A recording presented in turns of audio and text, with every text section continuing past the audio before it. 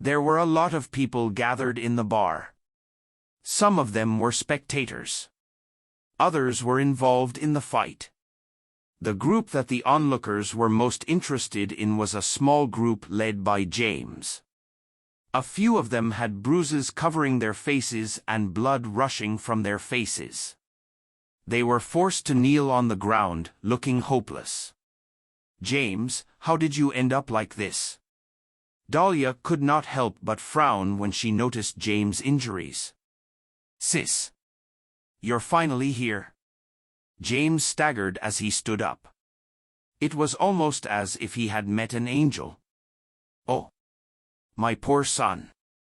Who did this to you? Tell me. I'll give them what they deserve." Florence shrieked at James, heartbroken. Even when her son made a mistake, she could not bring herself to lift a finger against him. There was no way she would allow others beat him up like this.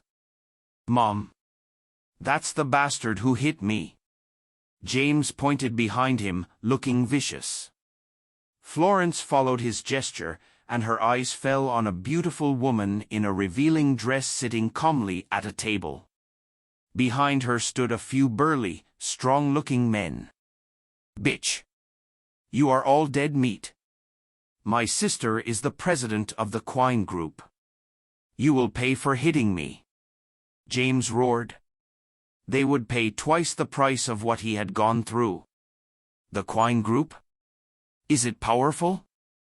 The woman in the red dress swirled her glass of wine, unfazed by his words. "Humph. You don't even know the Quine Group. I knew guys looked uncultured. Let me warn you. Hurry up and apologize to my son and settle for his medical fees. Otherwise, you'll all pay the price." Florence warned. "Old bitch. You dare disrespect our boss? I'll rip your tongue apart," shouted one of the men standing behind the woman in red. He pulled out a switchblade. "What? Are you threatening me? You think you scare me?" Florence scoffed as she stumbled 2 steps backward with fear. She was stubborn. What happened? Dahlia had always been the rational one. She started asking about the situation. "What happened? You should ask your brother about that." The woman in the red dress stood up slowly and pointed at James. "He started making a commotion at my place. He even started hitting my men. I was just teaching him a lesson. I'm not crossing the line, right? I'll pay for the damage done." "But why did you have to be so cruel to him?" Dahlia asked, frowning. "Cruel? Haha. I already went easy on him. Otherwise, he would have lost more limbs." The woman sneered. "Enough. I won't waste another second with you. If you want to settle this peacefully, hand over $700,000. If you don't, none of you will leave this room." $700,000? Why not go rob someone?" James roared. "That's right. I haven't dealt with you for hurting my son. How dare you ask us for money?